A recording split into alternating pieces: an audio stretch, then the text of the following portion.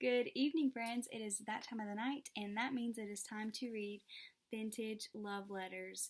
I just wanted to start off this video by saying, hi, if you're from my TikTok, it's nice to meet you. I'm Rachel, and this is my YouTube channel. And if you're from my YouTube subscribers, that means you're my real life friends and family. How are ya? These letters are from October, so from last night's video, we skipped the whole month of September.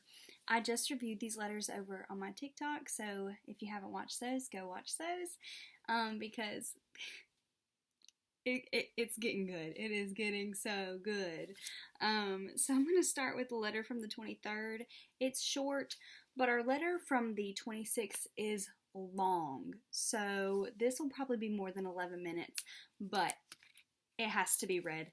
It's so good. So let's start with the letter from the 23rd, just because I didn't want to skip it. Not super juicy or important details, but I want to read it because I'm obsessed with Ken. He's my new best friend.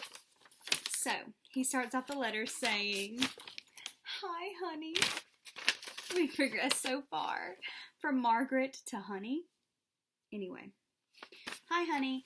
I'm at work now, and I snuck in the locker room here to write this while we were waiting for some wax to dry so we can buff it. I'm writing lying on the deck, so I don't know how beautiful my penmanship will be. I brought your last letter along, so I'll answer that first. The sailor on that other cartoon is a first-class petty officer, I think, if he's got 3 chevrons, and he drew them here. He's got 3 chevrons. Yes, everyone is seaman apprentice. Yes, everyone is seaman apprentice when they get out of boat. The next rate up is a seaman's. The next rate up is a seaman, which I'll get about February, unless I goof up. E&EP is Electricity and Electronics Prep School, which is on his address. I don't know if I'll be able to show you without showing his address, which, I know it's like a actual place, but anyway. E&EP School. So that's what she's asking. And it stands for Electricity and Electronics Prep. Darn, I wish I'd remembered to get my chivalry flag. I don't have the document either. I met that Rich on my way back to the base, and we had quite a little conversation because we couldn't find a seat on the train, so we couldn't sleep. Is Cookie over the initial shock of Dick leaving yet? I hope I didn't ruin your and her evening last night. You'll always be able to see if Jake got the idea you were trying to get across, if he's trying to see you or write again. Then you can always just tell him to see me and I can come explain it in good plain English, okay? Gosh, I'm sorry that this paper got so dirty, but what can I expect when we haven't cleaned this deck in 3 days? I think I'll just wash my Liberty Blues, shower, and hit the racks tonight, so I'm in tip-top shape for that wild party." So he's going to be going to a party with her. A chief petty officer just came in to his locker, but I just kept writing and he didn't say anything, so phooey. This is all the paper I brought, so I'll have to quit. See you Saturday. All my love, Ken.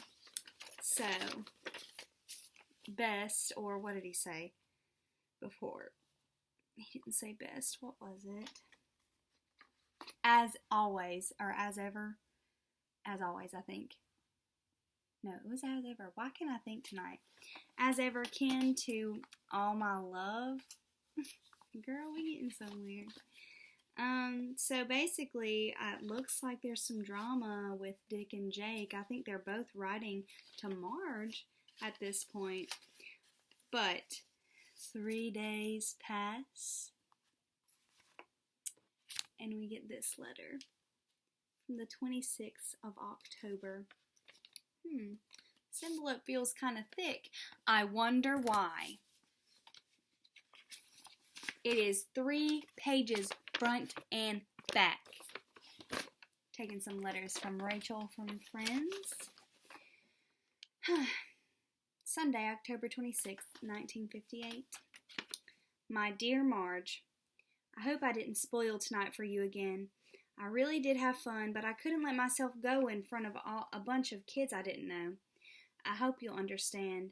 I kind of got bored when you were goofing around with all those young guys, but I can get used to that because you make it up to me in other moments. Here comes the touchy part now. I wish you wouldn't have talked to me about this Jake deal. I like you loads and loads, but I'd give you up or anything just to get him off your list.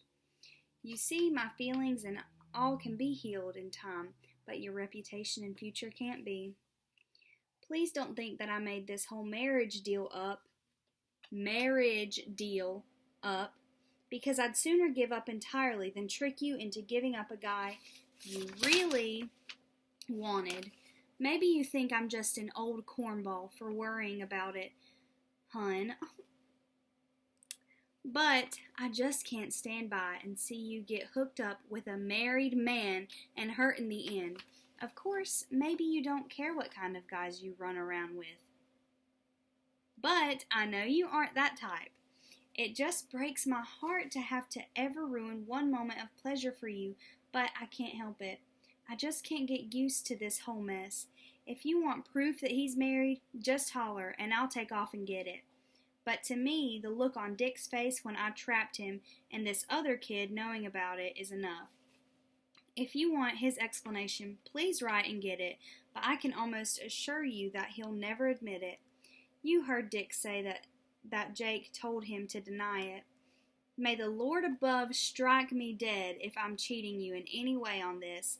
If you'd prefer another sailor, just holler again, and I'll step out and introduce you to a nice guy. This doesn't mean that I don't care. I care very deeply, and you'll always hold a place in my heart. But feelings are healed. You always say that I should make the dates well. You always say that I should make the dates. Well, how about Friday evening? And we'll go somewhere where we can talk. Either a restaurant, a walk, or anywhere we can concentrate on what's going on and try to iron out some of our troubles. That's one thing we've been lacking, is time for heart-to-heart talks. Please try to make this date. Then Saturday, I'd like to take you to the Ice Follies, and Sunday I'll leave you alone, and you can rest, etc. This is my idea for next weekend. If anything needs changing, change it, but I have to talk to you. Painful as it sounds, but won't be once we get started. If there's ever anything you feel has to be said, the barracks phone number is Ontario numbers. Give my name and billet number 414 and I'd advise that you call person to person between 6 and 9. I'll especially hang around the barracks this week just in case something comes up, but don't feel that you should or have to call to straighten this out by phone. And it's like he squeezed it here. Let me read what it says. That you should have to straighten this out by phone. It can't be done that way, I don't think. All I ask is that you find out all you can this week and have an open mind that we're going to talk about all the things that hurt this week. Blah, blah, blah, blah. Have an open mind that we're going to talk about all the things that hurt this weekend, okay? It's 0200 now, and I guess that's all I have to say. I hope I haven't ever hurt you too much, and don't in the future, because to me you are quite a girl. All my love, Ken. I think I read that. Oh, there's another one. This is page 5. He decided to write again. Hi again. It's 0740 now. I'm lying in my rack, so this penmanship won't be much. After rereading my letter, I guess I never should have dragged the Lord into it, and it's kind of goofed up in some of the wording, but I think you can get most of the meaning out of it. Did you? When I said I'd prove it to you, sorry, I'm trying to get good lighting to read it. When I said I'd prove it to you if you want, I'll grab a guy from 375 when they come here, or I'll get Dick to tell the whole truth. If this marriage is annulled, Dick would have told me the first day. He would have come right out and said it was to you. And this other kid wouldn't have known if Jake wasn't corresponding with a wife. Well, that's getting off the subject again. Maybe I'm making this more difficult to understand instead of clarifying parts. So now I'll just quit making it complicated. Did you get your seat covers on? I bet that was a real riot, he says in parentheses. Did you go back to the party for chow? What more can I say? I just hope our relationship isn't changed for the worse by the time this whole mess is squared away. Maybe we'll have to start from the beginning and get to know each other all over again. Take care of yourself, and I'll see you this weekend. All my love, Ken. That is so much. There is so much to unpack here. So basically, there is a love triangle / square going on. So we have Marge and Ken, the original true pairing, OTP, one true pairing, whatever that stands for, fangirl lingo. The OTP of this story, of these letters, is Marge and Ken. So Marge is being a little sneaky because she got the address for Dick and for Jake and has been messaging them. Like, girl, stay loyal to Ken. He is your boo. He's saying all my love. He's calling you honey. What more could you ask for, honestly? Anyway, so she's been messaging these guys, and apparently she really has a thing for Jake. And he's married. And he's lying about it. And he has his little buddy Dick on it too, which is like her friend Candy's boo thing that I guess she's been writing too. Oh my goodness. Well, at least she told Ken that she kind of has a thing for him. And don't worry, our buddy Ken is going to get to the bottom of this. And he is going to prove to Marge that he's going to prove to Marge that Jake is married. So my mind is blown. I hope your guys' mind is blown. And now I'm extremely ready to read the next letter because I need to know what Marge does about Jake being married. And I need to know how they figure that out. And I want to know how the date of the Ice Follies went. So if you have not, go ahead and subscribe because I don't want you guys to miss out on what's happening next. I couldn't just end on this cliffhanger, you know?